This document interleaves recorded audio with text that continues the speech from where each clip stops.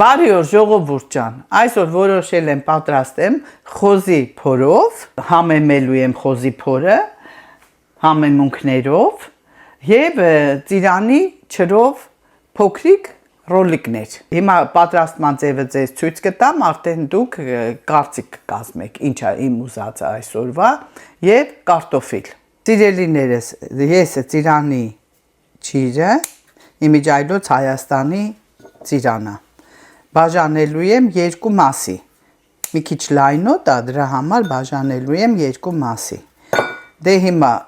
ցույց եմ տալիս ձեզ, բայց հիմա կշարունակեմ իմ գործողությունը, անում եմ աղ, կարմիր պղպեղ և համեմունք մսի համար։ Հիմա այս 3 հատը ձեզ ցուցադրում եմ, այն մնացածը արդեն ես մենակ կպատրաստեմ, վերջում ցույց կտամ։ Հիմա պտտեցի միսը, մյուսը երեսի վրա նույնպես կանեմ համեմունք, աղ, կարմիր պղպեղ, սև պղպեղ։ Սկսում ենք փաթաթելը, սիրելի ժողովուրդ։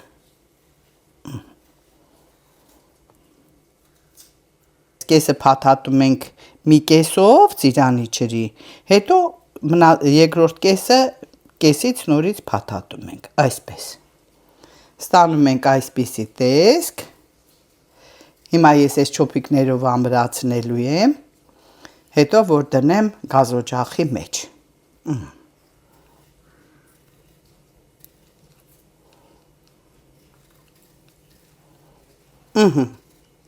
Այսպիսի տեսք է ստանում մեր միսը չոփիկներով։ Երկրորդն էլ եմ անում ձեզ համար եւ այսպես շարունակում եմ մինչեւ վերջ։ Դա պետք չի իմ կարծիքով ցուցադրել։ Վերցրել եմ այս չափի կարտոֆիլ, արել եմ կարմիր քաղցր պղպեղ եւ հիմա մի քիչ էլ սև պղպեղ, աղ, կարմիր պղպեղ եւ սև պղպեղ, սիրելիներս։ Ու վերցնելու եմ ձիթապտղի յուղ, սիրելիներս, այսպես։ Հիմա խառնեմ եւ դնեմ մեր ամանի մեջ եւ այսպես, սիրելիներս, այսպիսի տեսք ունի մեր կարտոֆիլը, հիմա լցնում եմ ամանի մեջ եւ շարում եմ մեր միսը կարտոֆիլի վրա, սիրելիներս, այսպես։ Հիմա միսը շատերը երևի հարց կտան, ինչի միսը դրեցիր կարտոֆիլի վրա, այո, միսը շատ շուտ եփվող է։ Հիմա որ միսը մի քիչ կարմրեց,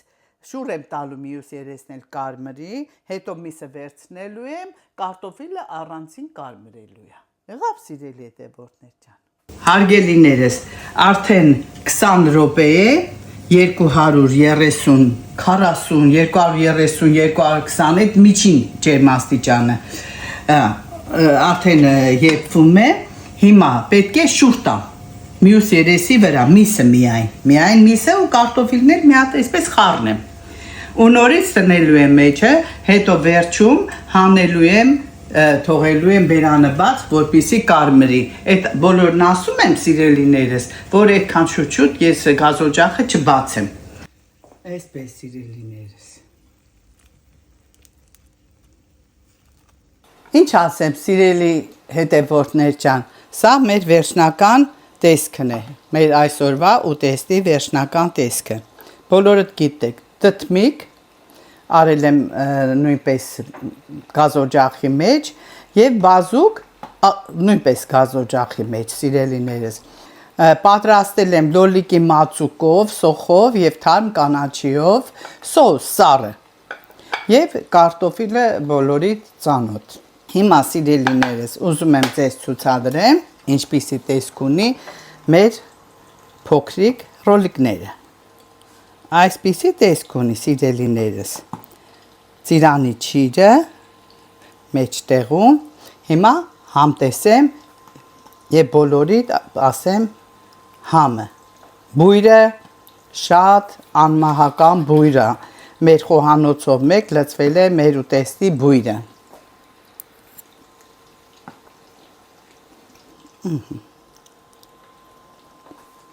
Կարտոֆիլը նույնպես աղը տեղը սիրելիներս համեմունքը